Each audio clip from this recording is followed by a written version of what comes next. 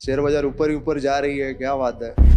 अभी क्या अगर वापस मोदी सरकार आई तो शेयर बाजार तो ऊपर ही जाना है। आज की तारीख में जैसे अभी हम 2024 में बैठे हैं, तो कौन से फंड में इन्वेस्ट करना चाहिए, कैसे सिलेक्ट करना चाहिए। एक छोटी कंपनी जो ग्रोथ करती है वो बड़ी कंपनी नहीं कर सकती। जो पहले ही एक 10,000 करोड़ की कंपनी है वो 100 करोड़ के कंपनी से जितना ग्रोथ तो नहीं कर पाएगी।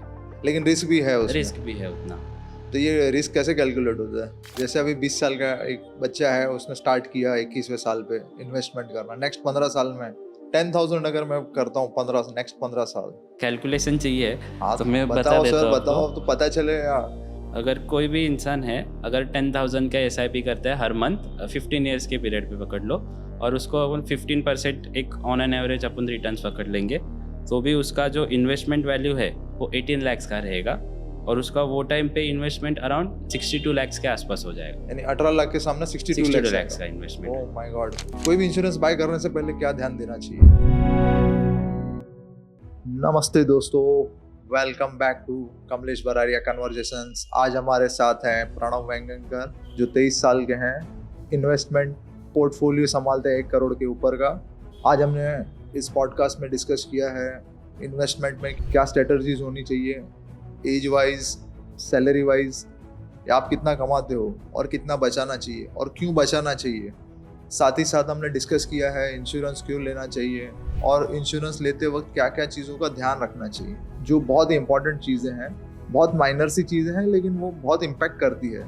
सो काफ़ी अच्छा डिस्कशन हुआ और अगर आपको पसंद आए पॉडकास्ट तो लाइक, सब्सक्राइब और शेयर ज़रूर करें और कमेंट करें, जिससे मुझे पता चले कि नेक्स्ट गेस्ट को क्या बुलाना चाहिए, क्या टॉपिक्स पे आपको वीडियोस चाहिए। सो स्टार्ट करते हैं।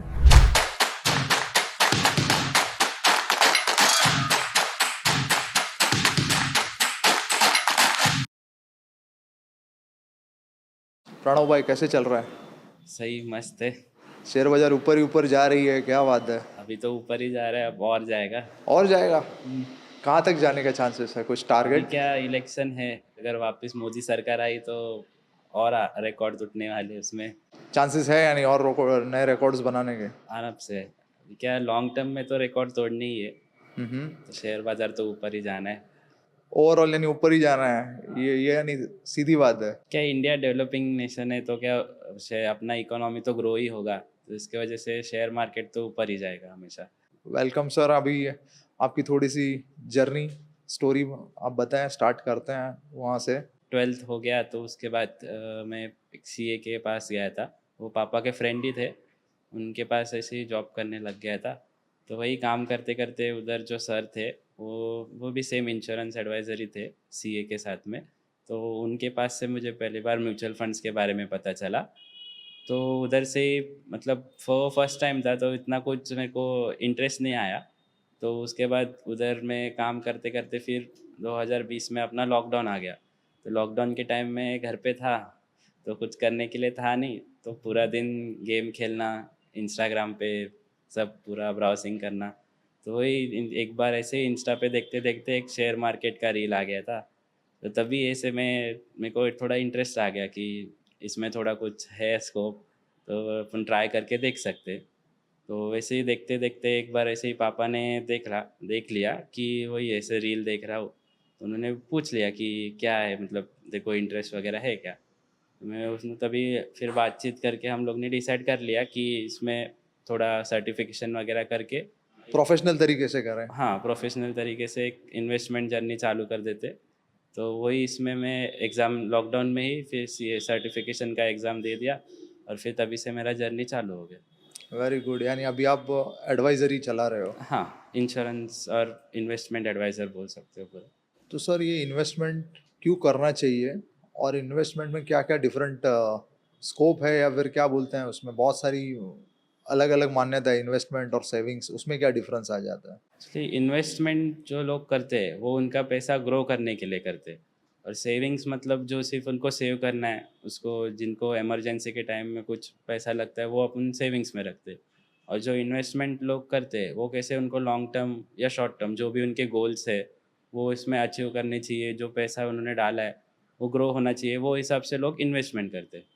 तो शॉर्ट टर्म यानी कितना और लॉन्ग टर्म कितना, यानी इसमें कैसे क्या अभी होता है आप शॉर्ट टर्म यानी? हर एक इन्वेस्टमेंट के अलग अलग टाइप्स है, मतलब आप एक नॉर्मली एक ऐसा देखने जाओगे तो शॉर्ट टर्म एक एक 2 से 5 साल के बीच में अपन कंसिडर कर सकते हैं, और 5 साल के ऊपर जो भी रहेगा वो आप लॉन्ग टर्म में कंसिडर कर सकते हो। तो इसमें लॉन्ग टर्म बोला या शॉर्ट टर्म बोला, तो उसमें शेयर मार्केट या कैसे इन्वेस्टमेंट कैसे डिसाइड होता है कि कौन से इंडिविजुअल को कैसे करना चाहिए? इन्वेस्टमेंट में भी बहुत सारे तरीके हैं, जैसे आप प्रॉपर्टी में इन्वेस्टमेंट कर सकते हो, या फिर जो एफडीज रहते हैं, गवर्नमेंट एफडीज है, बैंक के एफडीज आते हैं, कॉरपोरेट एफडी है। फिर अपना शेयर मार्केट में आप ट्रेडिंग कर सकते हो। फिर म्यूचुअल फंड है। ऐसे बहुत तरीके से इन्वेस्टमेंट है जो हर एक क्लाइंट के हिसाब से अलग अलग है। यानी जिसका जैसा नीड है वैसे। हाँ, जो जो मतलब जो क्लाइंट को ज़्यादा रिस्क चाहिए वो शेयर मार्केट में इन्वेस्टमेंट करता है, शेयर मार्केट में ट्रेडिंग करता है। उधर रिस्क भी ज़्यादा है, लेकिन उनको रिस्क रिवॉर्ड रेशियो भी उसका ज़्यादा रहता है, कि जितना ज़्यादा रिस्क लोगे उतना ज़्यादा आपको रिवॉर्ड मिलेगा। तो अभी आप म्यूचुअल फंड में इन्वेस्ट करवाते हो? हाँ, हम तो मतलब मेरे पास तो मेरे बास्केट में सब चीज़ है, म्यूचुअल फंड है, आप प्रॉपर्टीज़ है तो मैं वो भी दिखाता हूँ। फिर आप अगर एफडीज़ में करना है आपको, कॉरपोरेट एफडीज़ है, उसमें भी करवा देता हूँ। तो मेरे पास ऑल मतलब बास्केट में बहुत सारे प्रोडक्ट्स हैं, जैसे आपकी नीड है मैं वैसे आपको गाइड कर सकता हूँ। ओके, तो अभी कैसे, जैसे मैं आप एक क्लाइंट हूँ और मुझे पता नहीं है कि मेरे को क्या करना चाहिए, जैसे मैं 1 लाख रुपया कमा रहा हूँ, तो मुझे क्या एक सिक्योरिटी में क्या रहना चाहिए, इंश्योरेंस लेना चाहिए, कितना लेना चाहिए, वो कैसे, यानी वो सैलरी वाइज डिसाइड होता है या एज वाइज कैसे कैसे करते हैं? अभी देखो, मेन तो जो अभी हमारे क्लाइंट है उनके प्रोफाइल के ऊपर डिपेंड करता है कि अगर वो कितना सैलरी कमाते हैं, उनका एज क्या है, उनके क्या क्या गोल्स है, उनको क्या क्या मतलब ऑलरेडी उनके इन्वेस्टमेंट क्या है, और उनको और क्या अचीव करना है फ्यूचर में। तो वो हिसाब से हम लोग बताते हैं।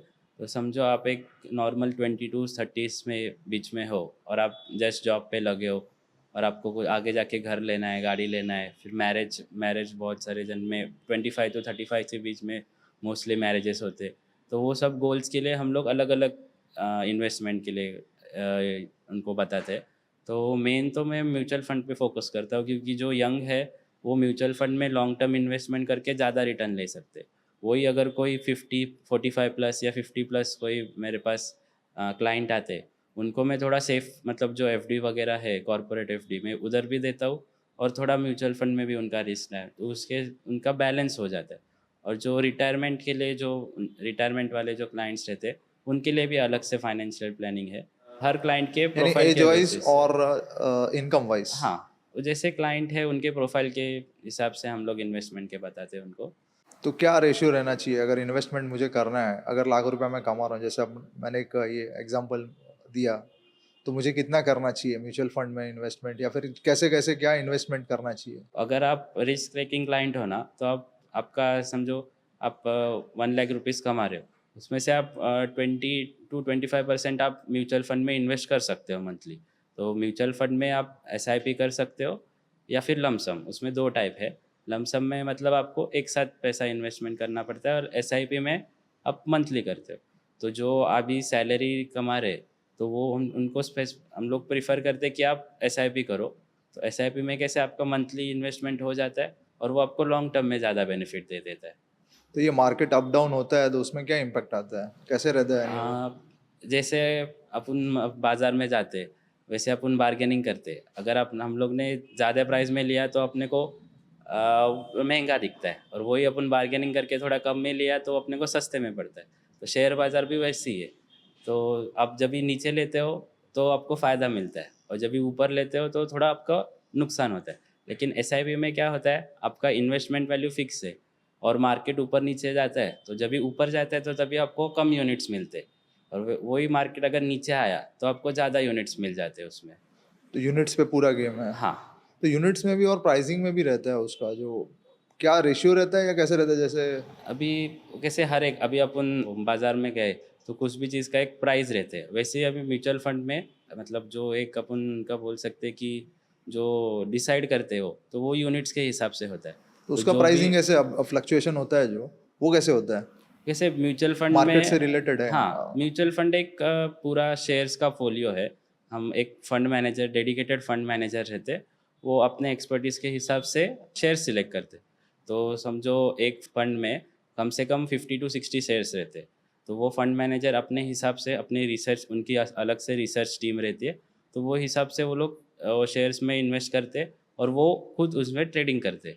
इनडायरेक्ट अपन ट्रेडिंग करते, अपन उनको पैसा देके वो ट्रेडिंग करवा के जो प्रॉफिट होता है उसमें से अपना ग्रोथ होता है उसमें। यानी हम अपना पैसा लगा रहे हैं और एक्सपर्ट्स अपने पैसे पे ध्यान रख के उसको ग्रो ग्रो करने में कर रहे हेल्प हैं। कर रहे हैं। हाँ।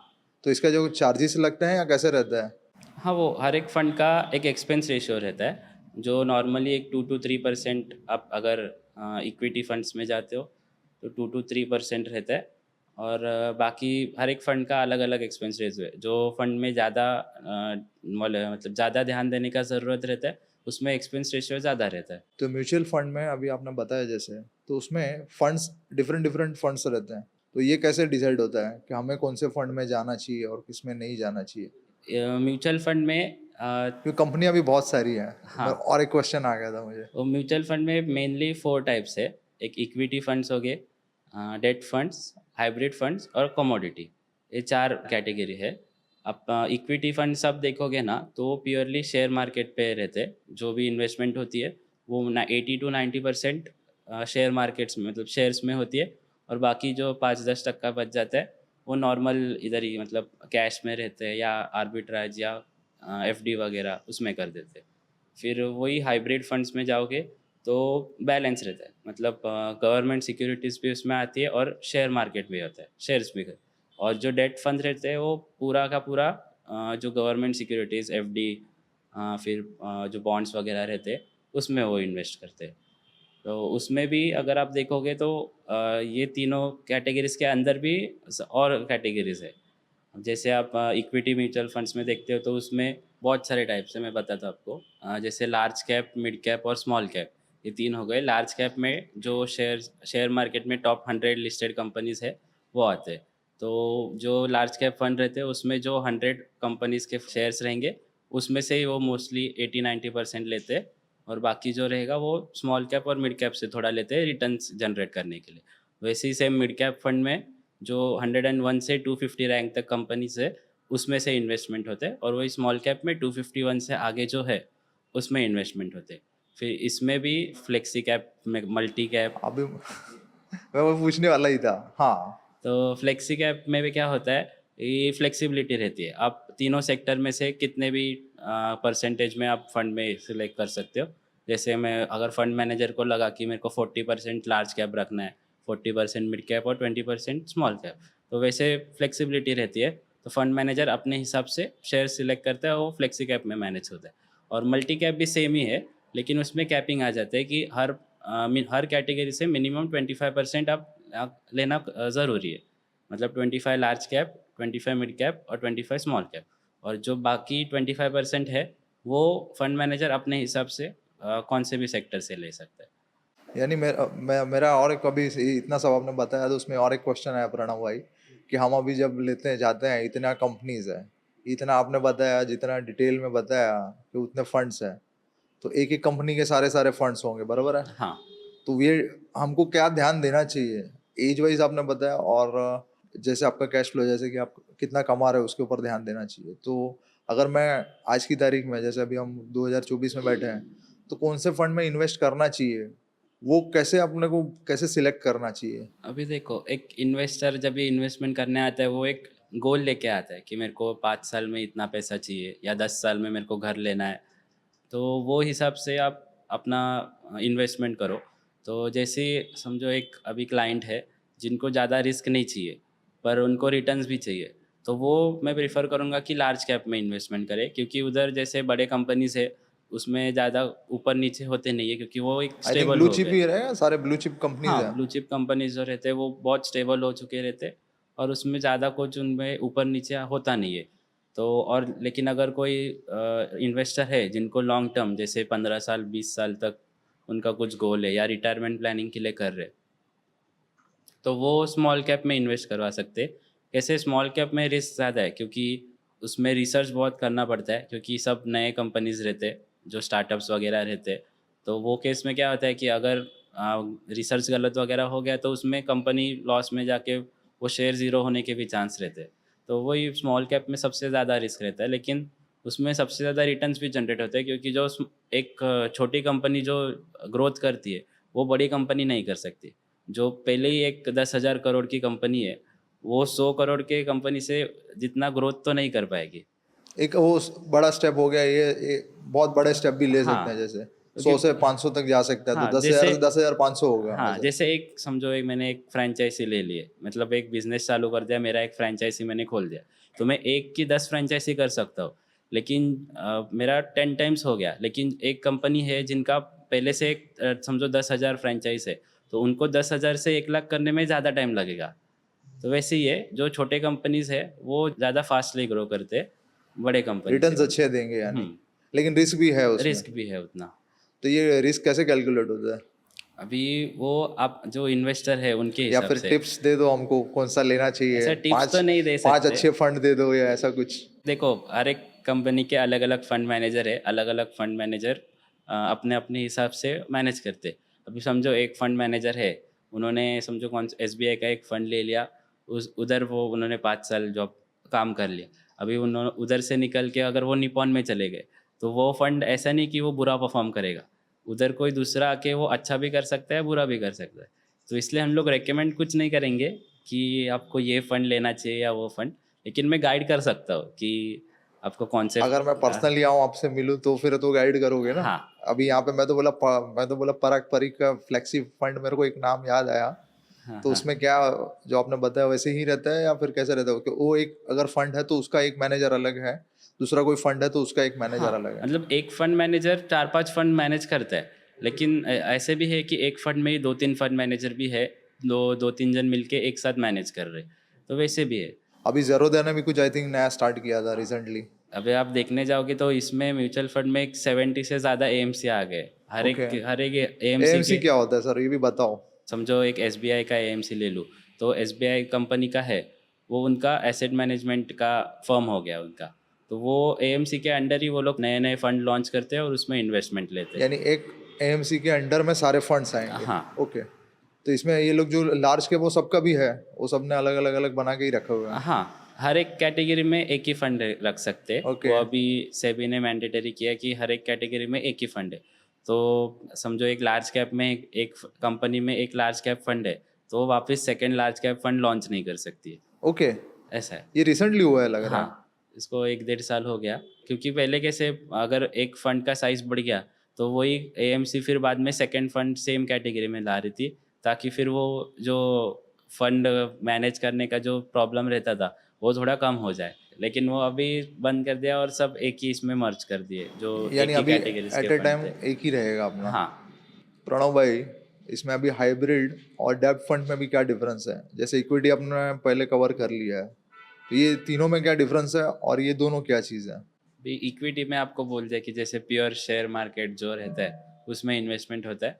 वैसे ही हाइब्रिड में आप अभी जाओगे, तो हाइब्रिड में भी अलग-अलग कैटेगरीज़ है। हाइब्रिड में दोनों का बैलेंस रहता है, मतलब जो गवर्नमेंट सिक्योरिटीज़ है, उसमें भी इन्वेस्टमेंट होती है और जो शेयर मार्केट है, उसमें भी होता है। तो उसमें भी जैसे कैटेगरीज़ है, जैसे कि डायनामिक एसेट एलोकेशन और मल्टी एसेट एलोकेशन। ये 2 कैटेगरीज़ उसमें बहुत फेमस है। मल्टी एसेट एलोकेशन में मोस्टली बैलेंस हो जाता है 50-50, या मोस्टली उसमें गवर्नमेंट सिक्योरिटीज़ का ज़्यादा ज़्यादा प्रीफर करते हैं और शेयर मार्केट में थोड़ा उसमें कम इन्वेस्टमेंट होता है, मतलब 60% गवर्नमेंट सिक्योरिटीज़ में होता है। गवर्नमेंट सिक्योरिटी क्या होता है वो भी बताओ सर। गवर्नमेंट सिक्योरिटीज़ मतलब वो जो गवर्नमेंट बॉन्ड्स मिलते हैं। ये सॉवेरियन बॉन्ड, जो हाँ, sovereign bonds, gold gold gold bond, bonds. उसमें करना हाँ, करना चाहिए आज की तारीख में इन्वेस्टमेंट? उसमें भी जो सेफर साइड में क्लाइंट है, जिनको ज़्यादा रिस्क नहीं लेना है और जो जिनको गारंटीड थोड़ा इनकम इंटरेस्ट चाहिए, तो वो उसमें वो कर सकते हैं। तो इसमें जो फिजिकल गोल्ड और जो जैसे सॉवेरियन गोल्ड जैसे बोलते हैं, तो कौन सा लेना चाहिए सर? अभी फिजिकल गोल्ड देखो, वो क्या दिखावे के लिए भी लोग लेते हैं, और अभी मोस्टली वो फिजिकल गोल्ड लोगे तो उसमें उनका उसका मेंटेन करने का चार्ज आता है। जैसे मतलब उसको प्रॉपर एक अलमारी में रखो, या फिर अगर उसका प्रॉपर केयर करो, या फिर किधर गए तो उसका हर बार का डर रहता है कि यार एक गिर गया तो कुछ चोरी हो गया तो। और वही मेकिंग अगर चार्जेस भी लगता है सर उसमें तो, हाँ, वो प्रणव सब भाई, भी है। खर्चे बहुत है उसके। हाँ, जो वही फिजिकल गोल्ड के भी, लेकिन उसमें क्या है, वो अपन दिखा भी सकते हैं। जो जिधर डिसएडवांटेज है उधर एडवांटेजेस भी है।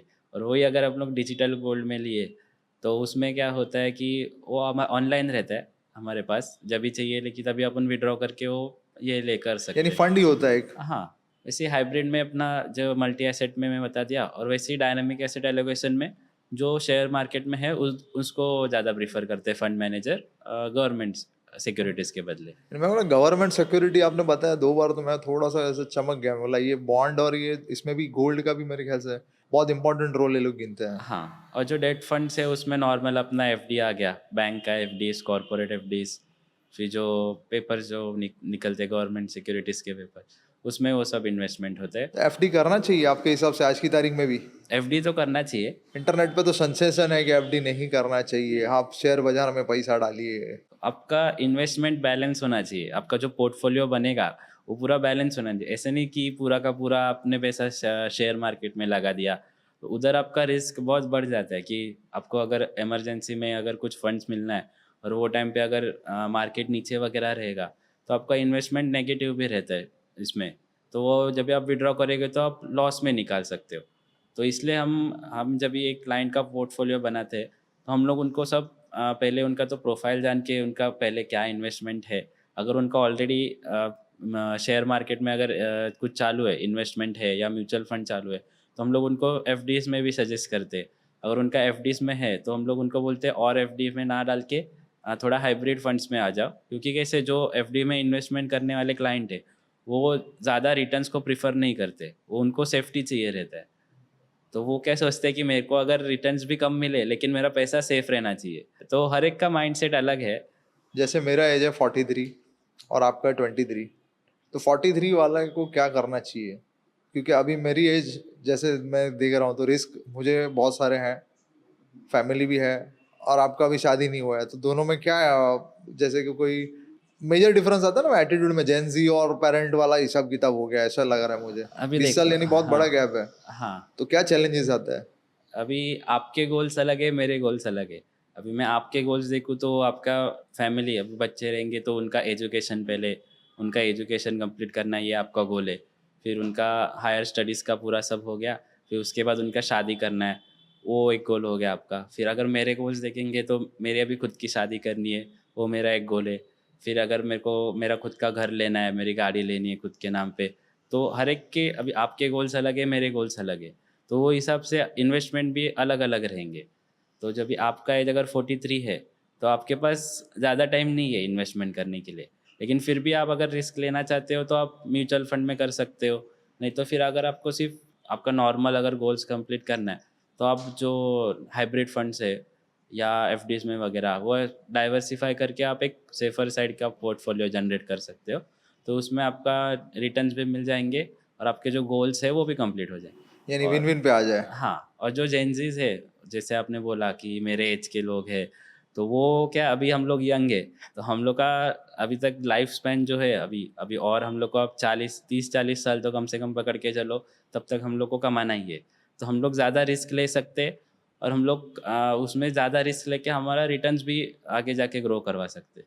अभी मुझे बस और एक क्वेश्चन आ गया। जैसे अभी 20 साल का एक बच्चा है, उसने स्टार्ट किया 21वें साल पे इन्वेस्टमेंट करना, नेक्स्ट 15 साल में वो कहाँ, अगर एक मंथली एक 10,000 या 15,000 एवरेज अगर वो भर रहा है, म्यूचुअल फंड स्टार्ट कर देता है। जैसे बोलते हैं ना म्यूचुअल फंड सही है, लेकिन किसके लिए क्या सही है वो कैसे आप ही डिसाइड करोगे, या उसको वो रिस्क कितना लेना चाहता है उसके ऊपर डिसीजन लोगे? तो वो कितना अमाउंट बनाएगा? अभी देखो, आप यंग है तो हम लोग बोलते हैं कि आप पूरा म्यूचुअल फंड में इन्वेस्ट कर लो, क्योंकि म्यूचुअल फंड से अच्छा रिटर्न आपको किधर नहीं मिलेगा। आप शेयर्स में भी कर सकते हो, लेकिन उधर आपको खुद मैनेज करना पड़ता है, खुद रिस्क लेना पड़ता है। तो इस म्यूचुअल फंड में क्या होता है कि फंड मैनेजर को हम देते हैं, उनके एक्सपर्टीज़ के बेसिस पे रिटर्न्स जनरेट करके वो हमें दे देते हैं। तो मैं अगर आपको कैलकुलेशन चाहिए हाँ तो तो मैं बता बताओ देता सर, हूँ आपको। बताओ तो पता चलेगा। क्योंकि जेंजी देख रहे हैं तो उनको पता होना चाहिए कि वाह बॉस आज से हम पैसा बचाएंगे तो नेक्स्ट 15 साल में कितना अमाउंट एक मोटा मोटा आ सकता है। हाँ, हाँ। हाई रिस्क और कम, जैसे आपने बताया डेब्ट या फिर हाइब्रिड, हम्म, ये दोनों में क्या क्या अमाउंट बन सकता है? मैं आपको बता देता हूँ उसमें। यानी ये फंड से पता चलेगा या कैसे पता चलेगा? नहीं, कैलकुलेशन से है, एसआईपी कैलकुलेटर्स आते हैं ना, उसमें से आपको मैं बता देता हूँ।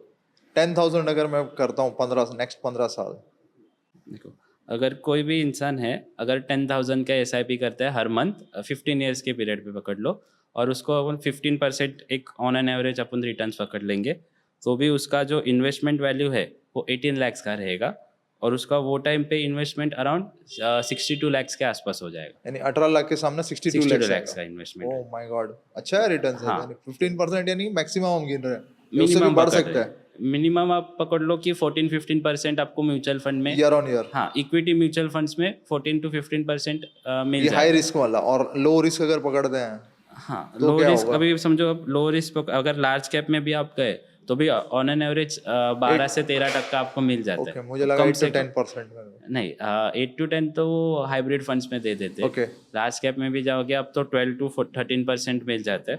तो वो केस में भी आपको ऑलमोस्ट 18 लाख का 50 लाख हो रहा है, तो यानी विन विन पे है। विन अगर विन पे है। यानी जितना जल्दी से स्टार्ट करोगे, हाँ, एसआईपी सही आप है। जितना ज़्यादा टाइम दे सकते हो ना एसआईपी में, उतना ज़्यादा अच्छा है आपके लिए। मैं वही अगर मैं आपको बोलूँ, कोई अगर 15% रिटर्न से एक इन्वेस्टमेंट कर रहा है, और अगर उन्होंने 15 ईयर्स की जगह 20 ईयर्स कर दिया, तो वो जो उनका 62 लाख का इन्वेस्टमेंट था वो डबल होके 1,35,00,000 का हो जाता है नेक्स्ट 5 साल में। 5 साल में। ओके, तो म्यूचुअल फंड का यही है, उसमें कंपाउंडिंग। कंपाउंडिंग इंटरेस्ट बोलते हैं हम लोग उसको। तो सिंपल इंटरेस्ट और कंपाउंडिंग इंटरेस्ट दोनों में फ़र्क है। सिंपल इंटरेस्ट मतलब आपका जो प्रिंसिपल अमाउंट है उस पर सिर्फ आपको इंटरेस्ट मिलता है, और कंपाउंडिंग इंटरेस्ट जो रहता है वो आपका जो वैल्यू रहेगा उस पर वो इंटरेस्ट ऐड होते जाता है। समझो अगर आपको पहले 10 लाख डाला है, उसमें 10% मिला, तो अगले साल आपको 11 लाख पे 10% मिलेगा। यानी वो ऐड ऑन होते हाँ, जाएगा, अमाउंट ऐड ऑन होके अमाउंट फिर ऐड उसके होना। बाद मिलेगा। ओके, तो वही अगर 20 ईयर्स में उनका 1,35,00,000 हो रहा है, तो वही अगर वो 25 ईयर्स तक कंटिन्यू करते तो उनका 2,80,00,000 हो जाता है। यानी नेक्स्ट 5 साल जो हाँ, आप टाइम स्पैन चाहिए वो बहुत इंपॉर्टेंट हाँ, है। जितना आप ज़्यादा टाइम दोगे ना म्यूचुअल फंड में, उतना आपको ज़्यादा ग्रोथ मिलता है। बहुत बढ़िया सर, ये तो मेरे को भी अच्छा शॉकिंग था। अभी यानी हमारे टाइम पे ध्यान देना चाहिए था, हाँ, अभी हम सीख रहे हैं नया नया। तो अभी ये जेंजी को आप, जैसे अभी आपने बताया रिस्क ले रहे हैं, वैसे ही पेरेंट्स कोई आया जैसे 43-45, तो ये लोग को कन्विंस करना पड़ता है, या फिर वो लोग को पता चलता है या समझते हैं, कैसे होता है? एटीट्यूड में क्या डिफरेंस है जेंजी और पेरेंट्स के बीच में? अभी देखो, अभी ये फिलहाल जो जेन जी का जनरेशन है ना, उसमें वो लोग ज़्यादा पैसे कैसे कमा सकते हैं ना, उधर ध्यान देते। लेकिन जो ओल्ड जनरेशन के पीपल है, वो लोग वो नहीं देखते। वो देखते कि नहीं, मेरा पैसा सेफ रहे, भले उसमें एक 4-5% इंटरेस्ट आ जाए वो भी बस है, लेकिन मेरा पैसा सेफ रहे, मेरा जो मैंने पैसा डाला है वो डूबे ना किधर। ओल्ड स्कूल, हाँ, ओल्ड स्कूल के। उनका थॉट्स वैसे ही रहता है, हाँ, जैसे 5% भी बहुत ज्यादा है उनके लिए। हाँ, उनको थोड़ा कन्विंस करने में टाइम लगता है, क्योंकि उनका माइंडसेट जो रहता है वो कैसे रहता है कि मेरा सेफ्टी फर्स्ट, बाद में रिटर्न से। और इसमें जो एसआईपी के साथ में और एक अपना एक कंसेप्ट होता है एसडब्ल्यूपी, मैंने बहुत सुना हुआ है। तो वो एसआईपी और ये डिफरेंस क्या होता है एसडब्ल्यूपी में? SIP मतलब सिस्टमेटिक इन्वेस्टमेंट प्लान। उसमें अपन कैसे हर महीना अपने इसमें से इन्वेस्टमेंट करते जा रहे, और वही SWP मतलब सिस्टमेटिक विड्रॉल प्लान होता है। जो अपन इन्वेस्टमेंट किए हैं उसमें से अपन विड्रॉल कर रहे। उसको एलोबरेट करिए सर। जैसे समझो अभी आप रिटायर हो गए, 60 एज पकड़ लो, 60 एज पे आप रिटायर हो गए, एक 15-20 साल आपने इन्वेस्टमेंट किया, वो इन्वेस्टमेंट करके आपने एक 10 लाख का आपने एक कॉर्पस इन्वेस्टमेंट में रेडी कर लिया। अभी आपको चाहिए कि मैं वही कॉर्पस में से मेरे को कुछ इनकम जनरेट हो, तो हम लोग क्या सजेस्ट करते कि एक हाइब्रिड म्यूचुअल फंड में, इक्विटी नहीं, हाइब्रिड म्यूचुअल फंड में आप SWP करो। तो क्योंकि उसमें क्या होता है कि हाइब्रिड फंड में बैलेंस होने के कारण अगर शेयर मार्केट नीचे भी आ जाए तो फंड को ज़्यादा हर्ट नहीं होता जितना इक्विटी म्यूचुअल फंड में होता है। तो वो इसमें क्या रहता है कि हम लोग अगर हाइब्रिड में देखोगे आप, तो 8-10% का ऑन एन एवरेज रिटर्न आ जाते हैं। तो हम लोग उनको बोलते हैं कि अगर आप 10 लाख इन्वेस्टमेंट कर रहे हो तो आपको 8% मिनिमम पकड़ लेते। अगर 8% भी रिटर्न मिल रहा है और उसमें से आप 6% विड्रॉ कर रहे हो ईयरली, तो भी आपका जो कैपिटल इन्वेस्टमेंट है वो 2% से ग्रो कर रहा है, प्लस आप 6% विड्रॉ भी कर रहे हो। तो जो आप इन्वेस्टमेंट कर रहे हो 10 लाख का, उसमें से आप 60,000 विड्रॉ भी कर रहे हो ईयरली, प्लस आपका जो 10 लाख इन्वेस्टेड है उस पर 2% ग्रोथ आ रहा है ईयरली। यानी कैपिटल इंटैक्ट रहेगा, हाँ, प्लस उस पर जो जनरेट हो रहा है वो उनको यूज कर यूज़ सकते हैं कर वो। सकते हैं। इसमें ऐसे भी होता है कि आपका अगर मार्केट नीचे आया तो आपका 10 लाख का कैपिटल नीचे भी आता है, लेकिन वो वापस रिकवर होके ऊपर चले जाते हैं, क्योंकि एक शेयर मार्केट लॉन्ग टर्म में हमेशा ऊपर ही जा रहा है। प्रणव भाई, इन्वेस्टमेंट का बातें बहुत हो गई, अब हम बात करते हैं इंश्योरेंस की। इंश्योरेंस क्यों लेना चाहिए और इंश्योरेंस क्यों इम्पोर्टेंट है आज की तारीख में? देखो इंश्योरेंस कैसे है कि एक पर्सन की लाइफ या हेल्थ जो भी रहता है वो कवर कर लेता है। इंश्योरेंस में मेनली तो दो टाइप्स है, एक लाइफ इंश्योरेंस है और जनरल इंश्योरेंस है। मैं अगर लाइफ की बात करूँ तो लाइफ इंश्योरेंस मतलब एक पर्सन की खुद की लाइफ इंश्योर कर रहा है। लाइफ इंश्योरेंस पे भी अलग अलग टाइप्स है, जैसे अपना मेनली उसमें लाइफ इंश्योरेंस में फेमस है टर्म प्लान, फिर और इन्वेस्टमेंट प्लान्स है उसमें, फिर एन्युटी प्लान्स है। तो उसमें भी अलग अलग टाइप्स है। जैसे टर्म प्लान आप देख लेते हो तो उसमें सिर्फ इंडिविजुअल पर्सन की लाइफ कवर हो जाती है। उसको अगर जो पॉलिसी के टाइम में अगर कुछ उनको डेथ वगैरह हो गया तो वो टाइम पे फिर जो इंश्योर अमाउंट रहती है वो नॉमिनी को मिल जाती है। वैसे ही फिर एन्युटी प्लान्स जो रहते हैं उसमें एक सर्टन पीरियड तक आप लाइफ इंश्योरेंस में आप इन्वेस्टमेंट करते हो, तो उसमें आपका कवर भी होता है और एक वो उस इन्वेस्टमेंट के बाद आपको थोड़ा पैसा आना भी चालू होता है जो टैक्स फ्री रहता है।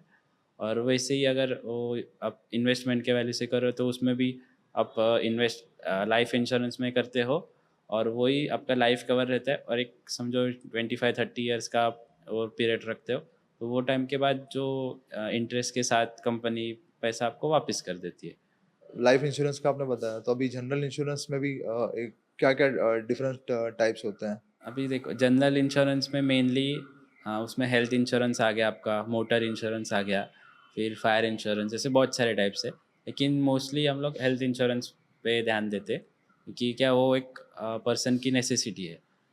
हेल्थ इंश्योरेंस में क्या होता है, आप जितने भी सम एश्योर की पॉलिसी लेते हो उतने का आपको बेनिफिट मिलता है। जब भी आप हॉस्पिटलाइज्ड होते हो तो वो टाइम पे आपको उतना अमाउंट का कवर मिल जाता है, आपको खुद से अपने जेब से पैसा देना नहीं पड़ता है।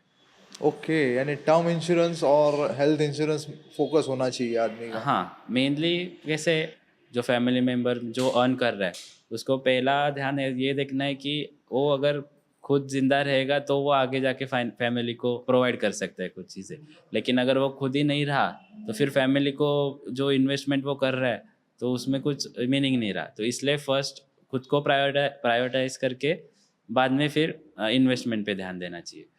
तो आगे बढ़ते हैं, इंश्योरेंस लेने से पहले जैसे बाय कर रहे हैं हम लोग इंश्योरेंस, तो क्या स्टेप्स होना चाहिए? क्या अपने को रिस्क और रिवॉर्ड क्या है?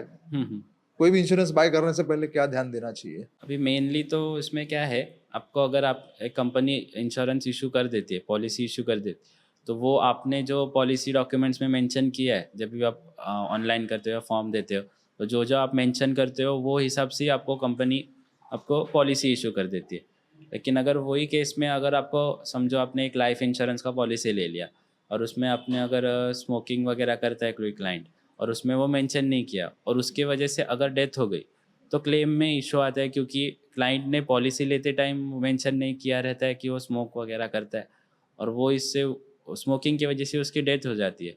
तो स्मोकिंग से एक्चुअली रिलेटेड है क्योंकि वो बॉक्स पे भी लिखा रहता है कि स्मोकिंग इज इंजurious टू हेल्थ। लेकिन फिर भी अगर डिस्क्लोज नहीं किया आपने, तो वो टाइम पे क्या है, कंपनी रिजेक्ट करने का उनके पास ऑप्शन अथॉरिटी रहती है कि वो क्लेम रिजेक्ट कर सकती है।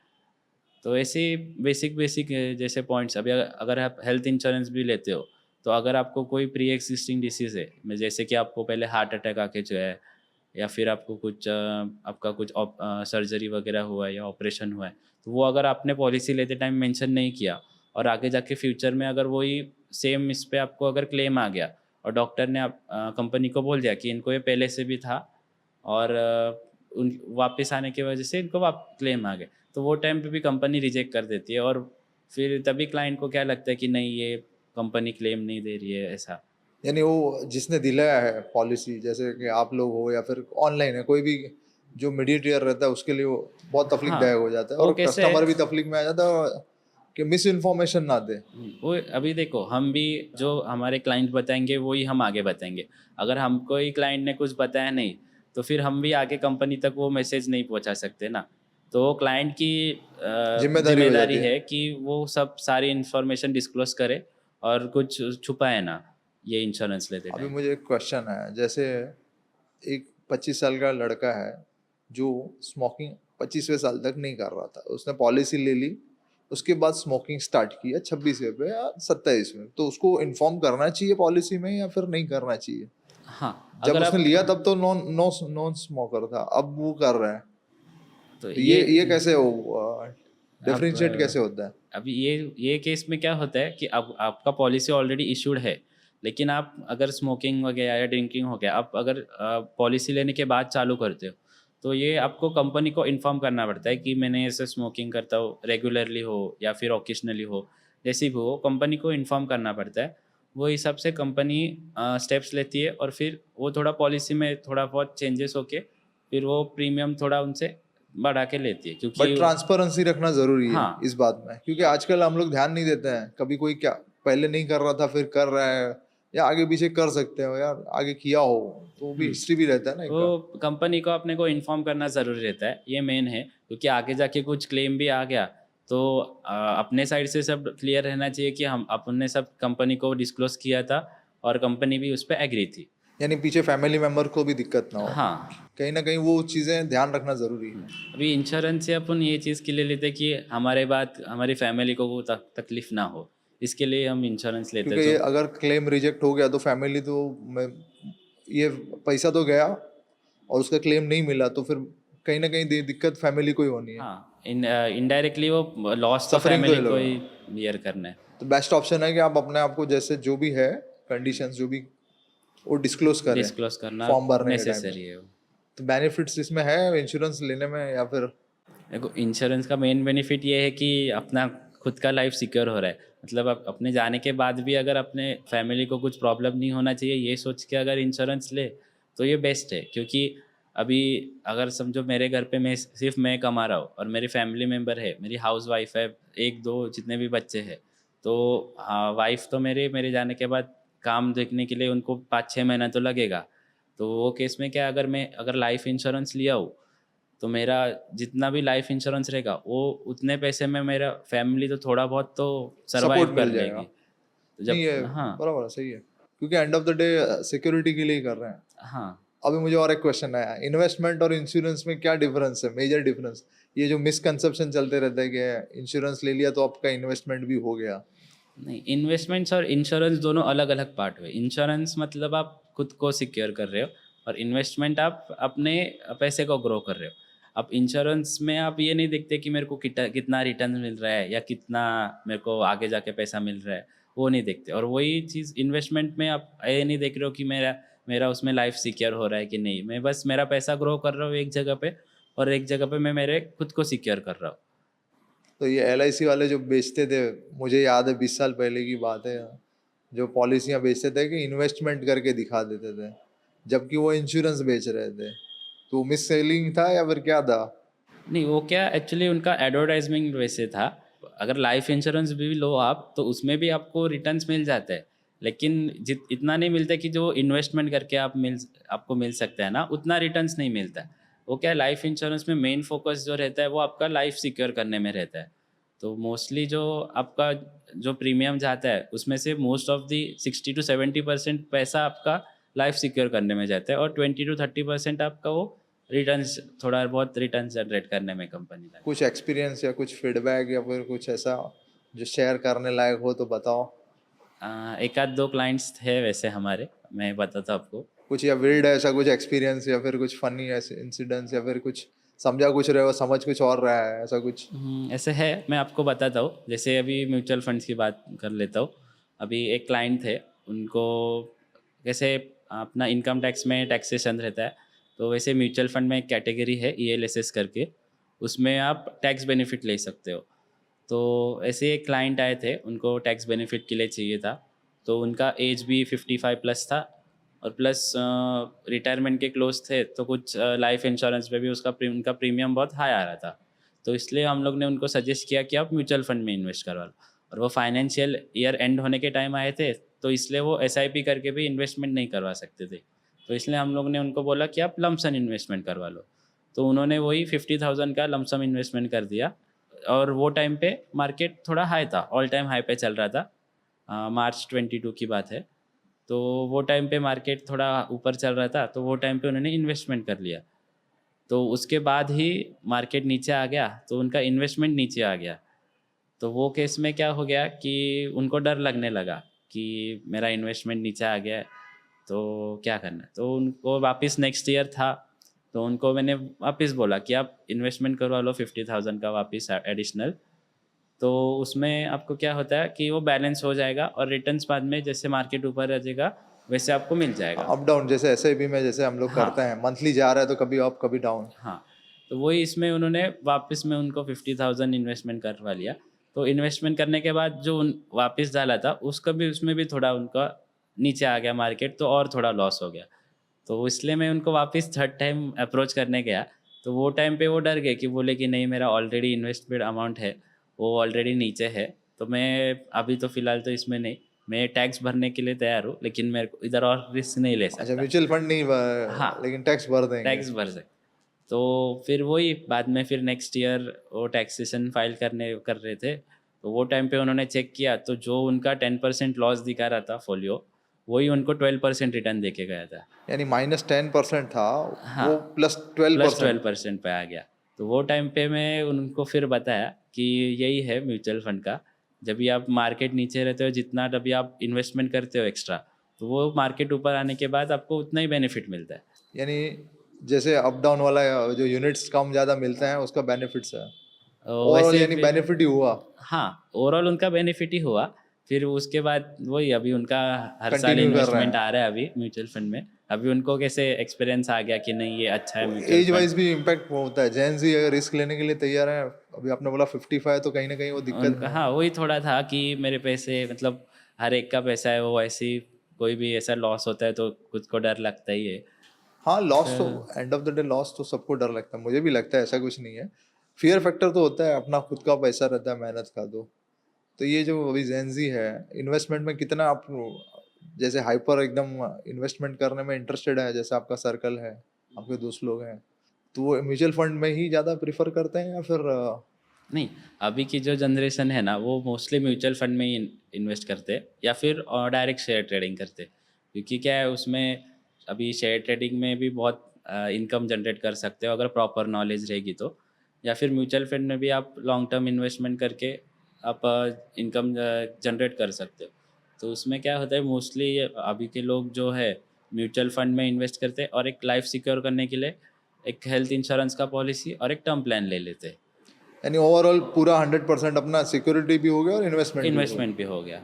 और इमरजेंसी फंड जो आपने बोला एफडी, वो भी करवाना ज़रूरी है। वो तो है उनका, जो हम लोग कैसे नहीं बोलते कि आपका अगर 1 लाख सैलरी है तो 1 लाख पूरा आप इन्वेस्टमेंट कर लो, इंश्योरेंस इन्वेस्टमेंट सब इधर कर लो।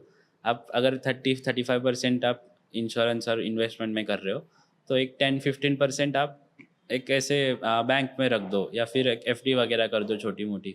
तो जिससे कि आप अगर इमरजेंसी फंड कुछ लगे तो या आपका इंश्योर पॉलिसी है वो सरेंडर ना करना पड़े या इन्वेस्टमेंट ना तुड़वाना पड़े।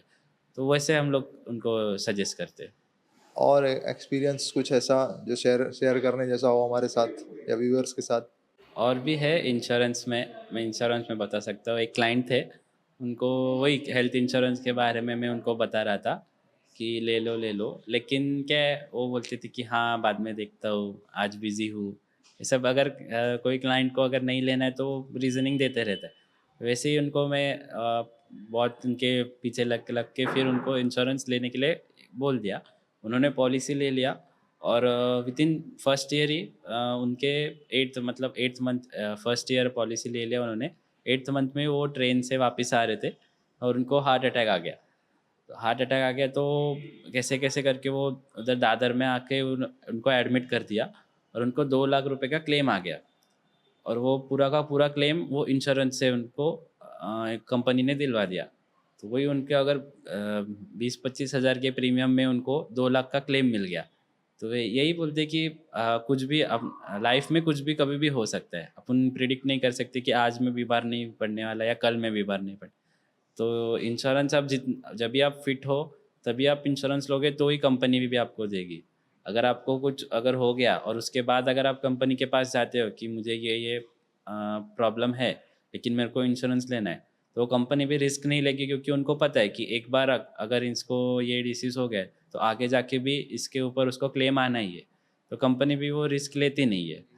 यानी जब आप फिट हो तंदुरुस्त हो तब ले लें, प्रीमियम आप ऐसे समझे कि भैया ये प्रीमियम प्रीमियम है, उसको आप कम कमा रहे हो वो सोच के लो, लेकिन लो, हाँ, लेना जरूरी है, कवर वही लेके चले। वही अगर आप समझो आज अगर 30,000 भी प्रीमियम भर रहे हो, लेकिन आपने अगर 10 साल में सिर्फ एक ही बार क्लेम लिया और वही वही क्लेम आपको अगर 3 लाख का आ गया, तो भी आपका जो प्रीमियम भर रहे हो उतने का आपको क्लेम मिल रहा है वापस। यानी 10 साल में आप 3 लाख भर रहे हो, और अगर क्लेम आता है 8-10 लाख का, या पांच वही लाख का भी 5 हम लाख का भी मिनिमम है। पकड़ दें, तो भी आप एक साल में ही वो। हाँ, कवर कर लेते हो जो भी प्रीमियम। और ऐसे नहीं कि और वो टाइम पे भी कैसे होता है, अगर आपने अगर इंश्योरेंस नहीं है आपके पास और अगर कुछ आप एडमिट हो गए और फैमिली में आप ही एक हो जो अर्न करते बाहर जिनके रिलेशन से, तो आपकी फैमिली भी कहाँ दौड़ेगी कि इधर से पैसा लो इधर से पैसा लो।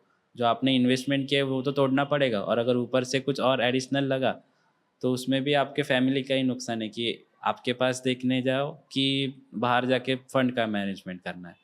यानी हमको रिस्क कवर लेके चले, health insurance is the most important. Health insurance तो मेन है, क्योंकि अगर हेल्थ और लाइफ दोनों आप बोल सकते हो कि मेन है। अगर खुद इंसान ही नहीं रहा तो हेल्थ इंश्योरेंस का तो मतलब ही नहीं है, तो इसलिए लाइफ भी मेन है। और अगर इंसान है तो फैमिली में पूरा कवर होना चाहिए, वो अगर बीमार है फिर भी फैमिली को कुछ प्रॉब्लम नहीं आना चाहिए, इसलिए हेल्थ इंश्योरेंस लेना चाहिए। आगे बढ़ते हैं, और आपने सर्टिफिकेशन भी किए हुए हैं, अगर कोई करना चाहता है जैसे सर्टिफाइड फाइनेंशियल प्लानिंग या फिर एडवाइजरी, अगर कोई सीखना चाह रहा है तो क्या करना चाहिए, क्या स्टेप्स होंगे? देखो, अब अगर फाइनेंशियल एडवाइज़र बनना है आपको तो एनआईएसएम का एग्ज़ाम जो इंस्टीट्यूशन है उसका एग्ज़ामिनेशन देना नेसेसरी है। वो एग्ज़ाम दे के आप उसके बाद से आप लाइसेंस ले सकते हो, या फिर वो अगर कॉरपोरेट में भी ले सकते हो या डायरेक्ट भी आप लाइसेंस ले सकते यानी हो। एग्जाम देना ही पड़ेगा? हाँ, एग्ज़ाम देना ही पड़ेगा उसमें। एग्ज़ामिनेशन के बाद आपको ऐसे नहीं कि आगे जाके अगर आपको फंड मैनेजर के पोजीशंस पे या उनको उनके जो रिसर्चर रहते उनके लेवल पे अगर जाना है तो और भी एग्ज़ामिनेशंस है। वो हर एक के अलग-अलग है, तो वो भी आगे जाके आप करके वो पोजीशन में भी जा सकते हो। लेकिन बेसिक एक आपको अगर आपका फाइनेंशियल एडवाइज़र का जर्नी चालू करना है, तो एनआईएसएम का वो जो एग्ज़ाम है एंट्रेंस एग्ज़ाम, वो देना कंपल्सरी है। और इसमें अगर जैसे ये इन्वेस्टमेंट का आपने बताया, तो जैसे इंश्योरेंस का है तो उसके लिए क्या एग्जाम देना पड़ता है या कैसे रहता है उसका भी? हाँ, इंश्योरेंस में भी वही है, उसका अलग से एग्ज़ाम आता है आईआरडीए का।